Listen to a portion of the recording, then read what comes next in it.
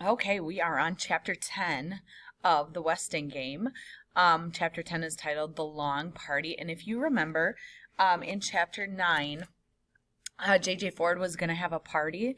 And the reason why she wanted to party is she wants guests to kind of relax, eat, drink, and maybe spill some of their clues. Anyway, so everyone's kind of interested in coming to this party. So we'll see what goes on. The long party. I hope we're not too early. Grace Windsor Wexler always arrived at parties fashionably late, but not tonight.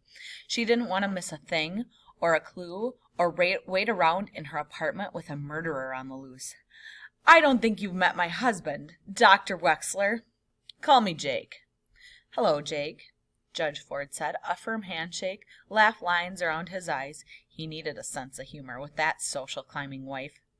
What a lovely living room so practically furnished, Grace commented.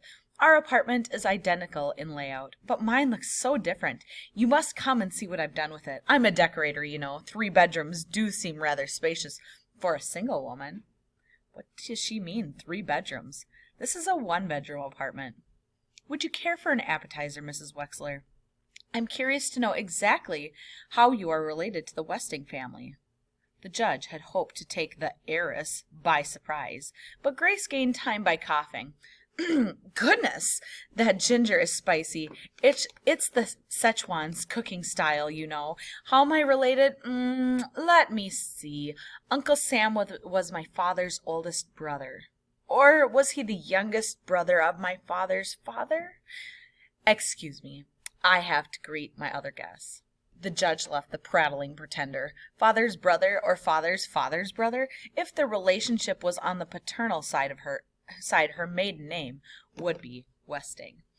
Paternal, the word paternal right here that we see, paternal side, that's on like the dad's side of the family. So most times in families, the dads carry the family name and the women change their name when they get married. So when she says, oh, it's my father's father, that means all of them would be men, which means the last name would be Westing. And as we know, her name is Grace Windsor Wexler. So Grace Windsor is what her name was before she was married. The party went on. No one dared to leave, safety in numbers, especially with the judge there. So guests ate and drank and jabbered, and they watched the other guests eat and drink and jabber. No one laughed. I guess murder isn't very funny, Jake Wexler said. Neither is money, Who replied glumly. Deciding that his wife had found the perfect partner, the podiatrist moved on to the 2 women standing in silence at the front window. Cheer up, Angie Pye. You'll see your Denton soon enough. His daughter twisted out of his embrace. Are you all right, Angela? I'm fine. She was not fine.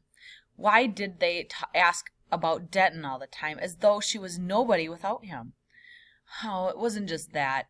It wasn't even the humiliation of her mother chiding her about the twin costume in front of everybody and sending her back to the apartment to change clothes. It was more than that. It was everything. Jake turned to Madame Hu. Hi there, partner.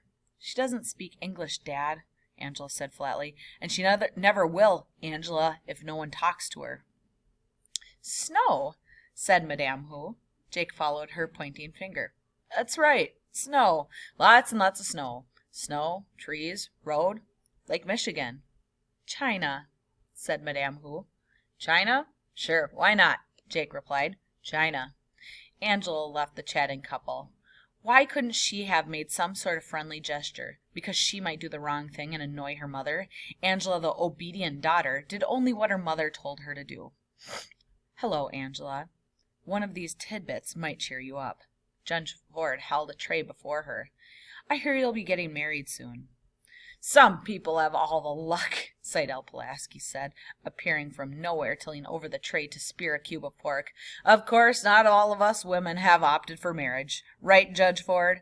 Some of us prefer the professional life, though I must say, if a handsome young doctor like Denton Deer proposed to me, I might just change my mind. Too bad he doesn't happen to be twins. Excuse me. The judge moved away. I'm not having any luck at all, Angela, Seidel whined. If only your mother hadn't made you change clothes, someone surely would have mentioned twin. It's much harder to judge reactions when I have to bring up the subject myself. You shouldn't let your mother boss you around like that. You're a grown woman, about to be married. Excuse me. Angela moved away. Yes, thank you. I would like to have a refill, Seidel said to nobody and hobbled to the bar. Something non-alcoholic, please. Doctor's orders. Make it a double. Twins. Twins? What was she talking about? Thea wondered, staring at the black and white checkered costume. 2 ginger ales for the chessboard, coming right up. Hidden among her guests, the judge studied the 2 people standing off in a corner, the only pair in Sunset Towers who were not Westing heirs. George Theodorus placed his hand on the shoulder of his invalid son, a large, bronze, hard-working hand, like Theo's. Theo resembled him in so many ways. Tall, wide-shouldered, slim-waisted, the same thick, straight black hair. But age had chiseled the father's face into sharper planes. His troubled eyes stared across the room at Angela.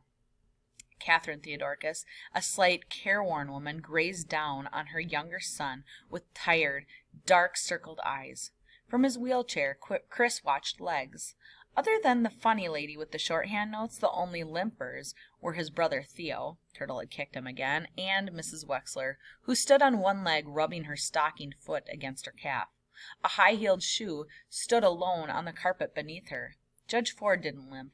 Besides, she couldn't be a murderer. In spite of the clues, nobody here looks like a murderer. They're all nice people, even this fat Chinese man who grumbles all the time. George Theodorus greeted Mr. Hu with, "How's business?" Hu spun around and stomped off from his fellow restaurant owner in a huff of anger. James Hu, inventor, that's who the judge wanted to talk to. But there was a problem at the bar. A long line had formed, and it wasn't moving. There are 16 white pieces and 16 black pieces in chess, Theo was explaining to Seidel Pulaski. Do you play chess, Judge Ford? A bit, but I haven't played in years. The judge led the secretary away from the crowded bar. Theo must think the Westing game has something to do with chess. He may be right. It certainly is as complicated as a chess game. But I did study, Doug was arguing. The judge interrupted. I haven't had a chance to thank you for the delicious food, Mr. Hu. How long have you been in the restaurant business? Running up and down the stairs is not studying, Hu said. Seidel Pulaski butted in. Father and son? You look more like twins. You're equal partners with that Theodorus kid, Hu continued. Why didn't you insist on holding the meeting in our restaurant instead of that greasy coffee shop? Because some people don't like chow mein for breakfast, Seidel Pulaski replied. There you are, dear. Grace patted a stray wisp of Angela's hair into place. We must do something about your coiffure. I'll make an appointment for you with my hairdresser once the snow is cleared. Long hair is too youthful for a woman about to be married. I can't understand what got into you, Angela, coming to the party in that old checkered dress and those awful accessories just because your partner dresses like a freak. She's not a freak, Mother. I was just speaking to Mr. Hu about catering the wedding shower on Saturday. I arranged for little Madame Hu to serve in one of those slinky Chinese gowns. Where are you going? Angela? Angela rushed into Judge Ford's kitchen. She had to get away. She had to be alone by herself, or she'd burst out crying. She was not alone. Crow was there. The 2 women stared at each other in surprise, and then turned away. Poor baby. Crow wanted to reach out to the pretty child. She wanted to take her in her arms and say, poor, poor baby, go ahead and cry, but she couldn't. All she could say was, here. Angela took the dish towel from the cleaning woman and bunched it against her face to muffle the wrenching sobs. The guests jabbered on and on about the weather, about food, about football, about chess, about twins. Turtle was slumped on the couch, scornful of dumb grown-up parties. You'd think one of them would know something about the stock market. She missed Sandy. Sandy was the only one in this dumb building she could talk to. Remember that quotation, "May God thy gold refine"? Flora Baumbach asked. Let's take a poll. I'll bet 10 cents it's from the Bible. Shakespeare, Turtle argued. And make it $10. Oh my. Well, all right. $10. Together they made the rounds. 4 votes for the Bible, 3 for Shakespeare, and 1 abstention. Madame Who did not understand the question. Seidel Pulaski voted for the Bobbsey twins. And how do you know those words were in the will? She asked suspiciously. Too suspiciously. So, that's what lost important business papers meant. Somebody stole the shorthand notes. Turtle smiled at the delicious nastiness of it all. I remember. That's all. If you remember so well, tell me what comes before that, Seidel challenged. I don't know. What? The secretary had an audience now. I don't mind telling you, but not if you ask like that. Theo said, please? Not Turtle.